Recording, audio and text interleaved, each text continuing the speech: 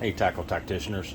Here's a little tip of the day to make things a little easier and better for you after you apply your decals or your even your stencils or in between different colors to enhance your patterns to make that depth or what have you, or just the ease of not making those mistakes or cleaning up those mistakes. After I do a coat or a color of two, whatever, or like my decals before I even start painting, what I'll do is I'll go over top of them with a clear coat. Anything like the Createx, the UVLS clear, which I normally put this on last before I put on my final coat, so it gives you a little UV protection. But you can use something like the Rust-Oleum. You can use the matte or the gloss. It doesn't matter. Or like a automotive actual. This is a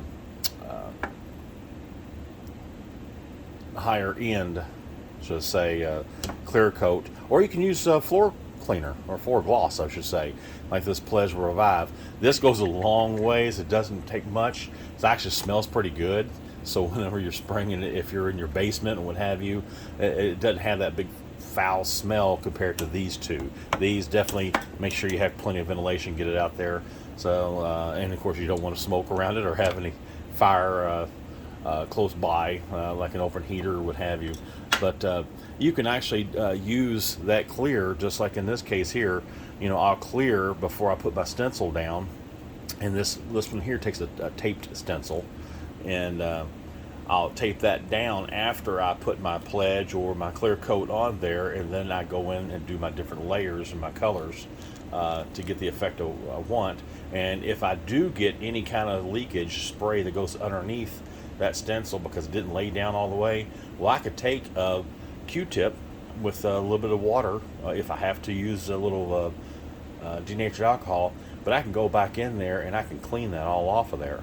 Now, if I did not protect it beforehand with a clear coat, a lot of times you'll end up, if you're trying to clean up some areas, like you've got a little overspray here or here, you want to touch it up. Well, if I didn't have the clear coat on there, if I go to touch it up with that Q-tip to try to get it off of there, well, guess what? I'm going to take off that paint along with it too. But also helps out with the bills too, so that way you can actually clean up around the bills if you actually put a little clear coat on there before you start painting. Now this goes for basically the water-based acrylics. If you're using lacquers, you can just use a little bit of lacquer thinner to pull some of that overspray off, or what have you.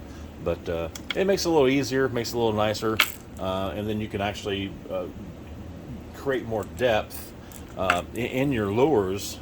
If you ever go online and take a look at our baby bass, they got a lot of praise over on the custom crankbaits of Brotherhood painting Facebook page. We got a lot of praise on that one because of the amount of depth that I was able to create with varying coats of the clear coat between colors and patterns to really add that depth to it. But anyhow, this is just a quick little tidbit. Figure I'd cover it while I'm doing some keychains for Chance Stanley, musician out of Mississippi, good friend of ours. So that way you can fix out your oversprays, your boo-boos, what have you, especially if you're doing it in between colors, because a lot of times you're spraying something, you got a pattern, you got it going just right, and you make a boo-boo. Well, I can't erase it if I don't have any clear coat in between all that. So a lot of times before I put a pattern down, or after I put a pattern down, then I'll go ahead and I'll shoot it with a clear, and then that way if I have a boo-boo, I can go back in there and redo it, especially when it comes to patterns. I don't have one thing out here, but this is not even clear coated yet. This is old. This is when I first started.